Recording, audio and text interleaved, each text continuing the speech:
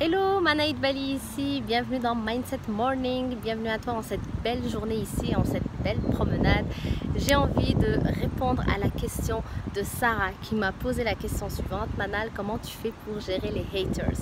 Alors si tu ne sais pas ce que c'est que les haters, ce sont les gens qui se cachent derrière leurs écrans et qui écrivent des commentaires négatifs, des commentaires blessants, des commentaires un peu méchants, et c'est méchant gratuitement, que mon mentor d'ailleurs appellerait les guerriers du clavier. Genre ils se cachent derrière leurs écrans, ils sont là derrière leur clavier, ils écrivent des choses blessantes et méchantes, ils ont que ça à faire en fait, ils font pas autre chose, ils sont en train de juste critiquer et dire ce qu'ils pensent alors que on s'en fout de ce qu'ils pensent.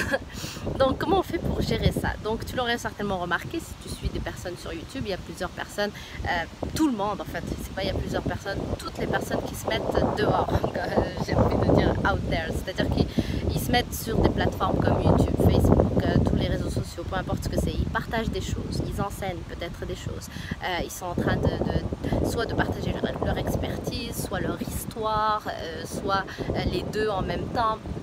Et bien, ils vont recevoir en fait des commentaires de personnes négatives qui écrivent du coup des choses très méchantes, très négatives, et parfois franchement ça fait vraiment pas plaisir de recevoir ça, je l'accorde, mais par contre il faut comprendre quelque chose, c'est que c'est pas les haters qui vont t'empêcher de faire quoi que ce soit dans ta vie. Il y a deux choses ici que je vais partager avec toi. En fait, si tu as peur du regard des autres, si tu as peur des critiques, si tu as peur du jugement des autres, il y a deux choses ici.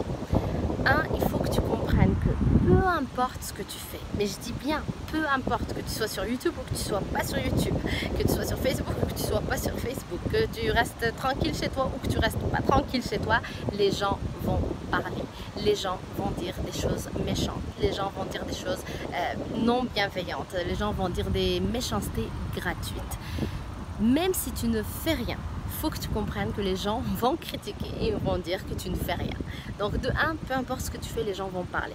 Et c'est pour ça qu'il ne faut pas s'attarder à ces petits messages, à ces petits haters. Parce que la réalité, c'est qu'il n'y en a pas beaucoup. Et justement, ça m'amène à mon deuxième point. C'est qu'il ne faut pas que tu t'empêches de faire quoi que ce soit dans la vie par peur des haters ou par peur de la critique, du jugement ou du regard des autres.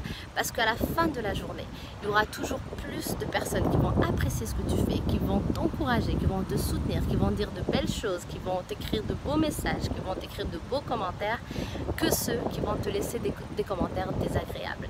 C'est mathématique, c'est dans toutes les chaînes du monde, sur YouTube, c'est sur toutes les plateformes qu'on connaît. N'importe quelle personne qui met du contenu sur internet, et bien elle va recevoir les deux messages méchants et gentils, mais elle va beaucoup plus recevoir des messages bienveillants que l'inverse. Donc il faut vraiment que tu te gardes ça en tête, parce que souvent on va se retenir de faire quoi que ce soit en mettant notre attention juste sur l'exception finalement. Les guerriers du clavier, les haters, les gens non bienveillants qui laissent des messages négatifs et qui disent des choses tout simplement pas agréables, des choses blessantes et des choses qui font pas plaisir, et surtout qui sont méchants de façon gratuite parce qu'ils te connaissent même pas en plus. C'est une petite, vraiment, c'est une exception, il n'y en a vraiment pas beaucoup. À la fin de la journée, tu auras toujours plus de monde bienveillant que l'inverse. Dans le monde entier, il y a plus de monde bienveillant que l'inverse. C'est juste comme ça. Heureusement pour nous, il y a plus, enfin, tout ce qu'on entend à la télé, au journal, des choses négatives, ça reste quand même des exceptions par rapport à tout ce qui se passe dans une journée ou dans une année, dans une vie. Donc oui, il y a des drames, oui, il y a des choses négatives qui se passent dans la vie, mais ça reste minime par rapport au reste, par rapport à la routine. On en parle parce que justement, ça sort de l'ordinaire. Si c'était quelque chose de fréquent, on n'en parlerait même pas.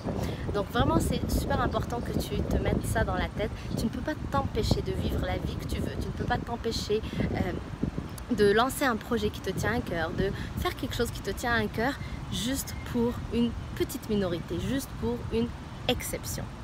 Donc très important, garde les deux choses en tête pour que tu puisses dépasser la peur du regard des autres, la peur de la critique, la peur du jugement et la peur des haters. Première chose, c'est que peu importe ce que tu fais ou pas, les gens vont parler. Même si tu ne fais rien, ils vont quand même dire que tu ne fais rien. Ils vont dire des choses méchantes.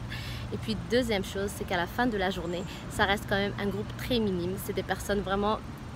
C'est petit, il n'y en a pas beaucoup, tu vas beaucoup plus recevoir des messages où tu vas beaucoup plus être entouré de gens finalement bienveillants que l'inverse. Donc vraiment juste lance-toi dans ce qui te tient à cœur et dépasse cette peur-là. Donc j'espère que ça t'aide Sarah et j'espère que ça aide aussi toutes les personnes qui souffrent de ce problème-là. Et j'espère aussi que ça te booste pour aller à la poursuite de la vie idéale que tu souhaites avoir, la vie idéale pour toi selon tes propres termes. Donc merci d'avoir regardé cette vidéo. Si elle t'a plu, pense à me le faire savoir en me laissant un pouce bleu. Et aussi, dis-moi dans les commentaires, si toi tu as peur du regard des autres, comment tu fais justement pour vaincre cette peur-là. Ça me ferait très plaisir de te lire et d'échanger avec toi sur le sujet. Donc je te dis à demain sur une prochaine vidéo. Et d'ici là, pense à t'abonner en cliquant sur le bouton que tu vois juste ici. Je t'embrasse très fort. Bye!